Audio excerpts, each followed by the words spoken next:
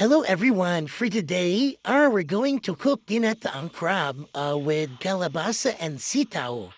So ang ating ingredients dyan is fresh bita, kalabasa, sitaw, garlic onion, paminta cube, salt, cooking oil of course.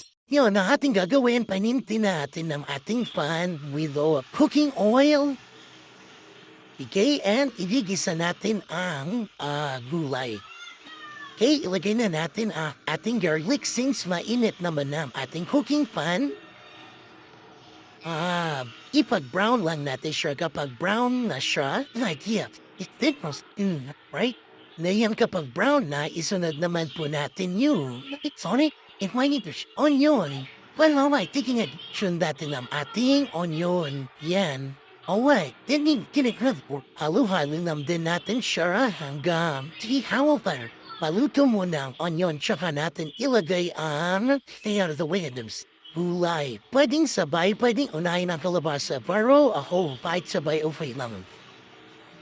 Well, hindi. Kahit balik kanya, sabay, kanya-kanya naman ang pagluluto yan, so ako sabay. Okay? Yeah. Sabay, mix-mix lang natin, hinaan natin ang apoy, konti. So kapag nag-simmer na yung gulay, pwede na po natin ilagay yung gata. Ito yung pangalawang gata, yung parang pangsabaw lang natin para maluto yung gulay. So yan, tansyahin lang natin. Pakukuluan natin siya. Tinansya ko lang yung nilagay ko. So, yan, hayaan muna natin siya.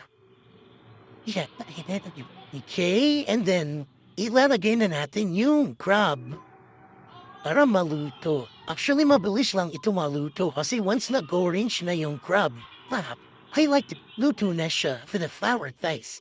It's free to know how much water. So, yan, antayin lang natin kumulo ng kaunti kapag medyo luto na. Yeah, nag-orange na ganyan, pwede din natin tayimin namin siya. Yan, hayaan na lang muna natin siya mag-simmer nga. Yan, so pag ganyan na, luto na yung So kapag ganyan na, luto na siya, dalagay natin yung pinali natin na pampakreamy. Yung pure gatang gata. So kapag inilagay natin yan, hayaan natin na pumulo for 1 to 2 minutes. Tsaka natin i-turn off yung fire. So yan, ready to serve na siya. Thank you for watching.